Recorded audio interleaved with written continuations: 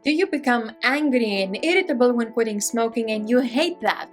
Are you worried that quitting smoking will make you lash out to your friends, colleagues, and loved ones? Do you feel smoking is the only thing that helps you control your anger at times? If that sounds familiar, keep on watching to learn why this happens and what to do about it.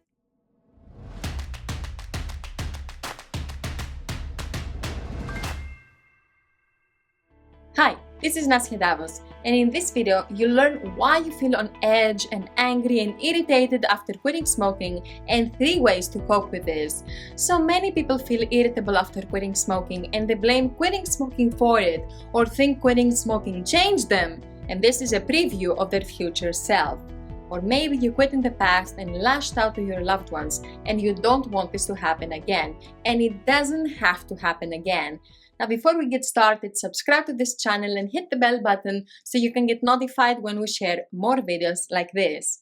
So, why you feel irritated after quitting smoking? Listen, anger, irritation, they are signals. All emotions are signals. Emotions show us what to pay attention to. Even negative emotions are good because they show us that something needs to change. For example, guilt is a signal you did or said something that's not in alignment with your values. Overwhelm is a signal you need to prioritize. Anxiety is a signal you need to slow down. Feeling down is a signal you need to make some changes in the way you see a situation, how you act, or how you talk to yourself. Fear is a signal you need to prepare for something, and irritation or anger is a signal that something bothers you and you haven't addressed it either by changing the situation that bothers you or by changing what the situation means to you. So let me explain. One of the false beliefs we have about smoking is that it helps us control our emotions and our anger. Well, cigarettes are pieces of rolled grass with chemicals and zero IQ, so they never solve our problems, provide solutions, lend an ear, or help us cope. Lighting up a cigarette in an emotional moment simply distracts you for a second, nothing more. Smoking is not a coping mechanism, it's a distraction mechanism. Like, think about it. If you're in an argument, what do? You light a cigarette, right? Or you physically remove yourself from the argument in order to go smoke. You smoke a cigarette and then you feel better. Why? The cigarette did not solve the argument for you, so what changed? It's either that when you smoked, you fed the addiction and felt relief, and even though the relief was irrelevant to the argument, it made you feel better because you were not craving anymore. Or what helped was that you physically removed yourself from the stressful situation so you were able to calm down and feel better. The cigarette itself didn't help you with your emotions.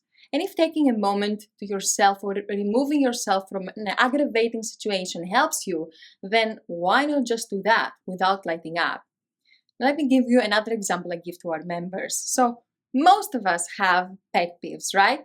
So let's say your significant other does something that annoys you. Maybe they chew loudly and this triggers you. And every time they do that, you bite your lips and light up a cigarette to push the annoyance down. Okay, so you feel smoking helps you control yourself. Every time they do it, you light up. So you believe you're in control of your emotions, you're in control of your anger, and smoking is helping. But you're not really dealing with the situation, you're only suppressing your reaction to it. And what you resist persists. So when you quit smoking and they start chewing loudly, you just can't handle it. The old dysfunctional way that you used to keep busy is not there anymore, so you explode. Then they tell you you're cranky, you feel terrible, so you blame quitting smoking for turning you into someone irritable and horrible. While in reality, this was bound to happen because smoking does not help you control anything. It makes you keep things inside until you can't anymore, which is not only psychologically unhealthy, but it also prevents you from addressing what bothers you. So, if you feel irritated after quitting smoking, it's not because you stopped using nicotine, it's because you used to be addicted to it. When and if you feel angry, remember that smoking made you feel that way, not stopping smoking. When you quit smoking and the nicotine is getting out of your system, the nicotine addiction will resist that change and throw tantrums. It's not you, it's the addiction. What to do about it? 3 things. Let's see. Number 1, distance yourself from your irritation. What helps is to give your irritation a name and treat it like someone throwing a tantrum. The words we use to describe our experiences define our reality. What makes us angry and what triggers our anger are our thoughts about what happened and what it means to us. That's why we're able to feel irritated many hours, days, or even years after the event that upset us happened, because we trigger an emotion again and again with our thoughts. So if you tell yourself, quitting smoking changed me into an angry person, you are doomed to behave accordingly and live up to those expectations you set for yourself. And the thing is that when you blame quitting smoking for feeling angry, naturally this makes you think smoking is the solution. And it never is. It's not. Nicotine, smoking is the problem, not the solution. So if you identify with an angry person or someone who is irritable by not smoking, when you're assuming an identity trait, when you're labeling yourself that way, when you identify with something, that's a problem, because when we identify with something, it seems harder to escape it. Instead, you need to change your thinking and distance yourself from your irritation. Like I mentioned before, you can give your anger and your irritation a name and treat it like someone who's throwing a tantrum. And that's the kind of tantrum you need to ignore. For example, name your anger John, and when you start feeling irritated, tell yourself, oh, John is doing his thing. I'm sorry if you're watching this and your name is John, this is just an example. What also helps to distance yourself from the emotion of anger is, instead of telling yourself, quitting smoking made me angry, or quitting smoking changed me or is changing me, change that with, my addiction is angry throwing a tantrum because I choose not to feed it anymore. Same situation, different words, totally different experience. Now, the second thing to do to handle and cope with anger is to give it time. Like we said before, anger is not bad. It's an emotion. It's useful. So there is no need to deny it or suppress it, but there is no need to act upon it impulsively either. It's okay to feel angry whether you are a smoker or a non-smoker. When we feel angry, we usually have the tendency to act upon that emotion, but of course that never ends well. Instead, delay. Seneca, the Stoic philosopher, thousands of years ago said, the greatest remedy for anger is delay. And it's true. So once you catch yourself feeling irritated, acknowledge it and don't bottle it up. Otherwise, you might snap at your friends and loved ones and then blame quitting smoking for it. Instead, delay. How to delay? You can delay by counting, you can delay by doing deep breathing, you can use mindfulness to delay. And when I say use mindfulness, notice the emotion of anger and what thoughts and bodily sensation it causes in your body. Notice the feeling of anger with curiosity and without judgment. So instead of trying to escape the anger or act upon it, sit with it for a bit and observe it. Another thing you can do to delay is pause. Just imagine your brain has a huge pause button and you press it to take a moment. Another thing that works amazingly is journaling. This is one of my favorites. Journaling helps you express yourself and let it out, because when something is in our head, it expands and it becomes a whole big deal. But when you put it out there, you get clarity, and this helps you diffuse the emotions. So journaling, I love it.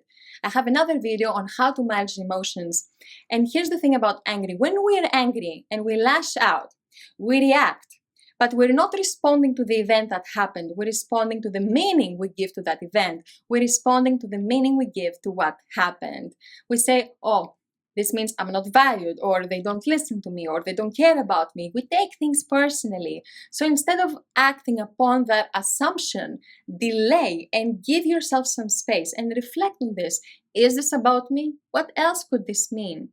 And if you decide it is about you and it means something you don't like, then report your emotions, don't act on them. Say, I feel that way, this makes me think that way, and allow the other person to explain. So, delay your reaction.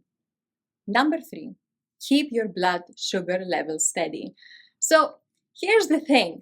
How you experience the nicotine withdrawal, including the psychological symptoms, including anger and irritation, depends on your overall health, your mindset, and your nutrition. And that's a core principle of the CBQ method. So nutrition matters a lot. Like, many times we feel irritated and we don't really know why. And most of the times it's because we have low blood sugar. So smoking increases the sugar levels in your blood. So when you quit, you may experience low blood sugar levels, especially during the first nicotine-free days. So when your sugar levels drop, what happens is you experience headaches, dizziness, and you feel hungry, and of course you feel so irritated. So what will help you is planning regular meals will help you avoid the side effects of low blood sugar. So when you smoke, you may go for hours without food, but if you do the same when you first quit, your sugar levels will drop and crash, and you will feel irritated and you will crave food. But when you eat regular healthy meals, and I mean no sugar or processed food, because this can have the opposite effect actually. So when you eat regular healthy meals, this will help you keep your blood sugar levels steady and feel full for longer. So our emotions, anger, irritation, and all emotions are huge smoking triggers. And to weaken your triggers, you need to change your response to them. And that's what happens during the third stage of the CBQ method. The CBQ method has 4 stages in total. And these 4 stages help you overcome the mental addiction. They help you change how you think and feel about smoking so you can find quitting easy. And I want to show you how you can apply the CBQ method to your own life and find quitting easy. So if you want to know how to get started with the CBQ method, why it works and why it can work for you, I created a video where I put all the information you need for a good foundation for your quit smoking journey, and that's the foundational video of the CBQ method. You can find the link in the description of this video. And you're also going to get a PDF starter guide for the CBQ method. This guide shows you what happens on every stage of the CBQ, and it has tips for every stage that you can use along your journey and notes, and it's a great resource to have. So get the video and let me know in the comments, how do you cope with irritation and anger? Share your tips below, looking forward to reading them. If you like this video, hit the like button, subscribe to this channel, and I'll see you in the next video.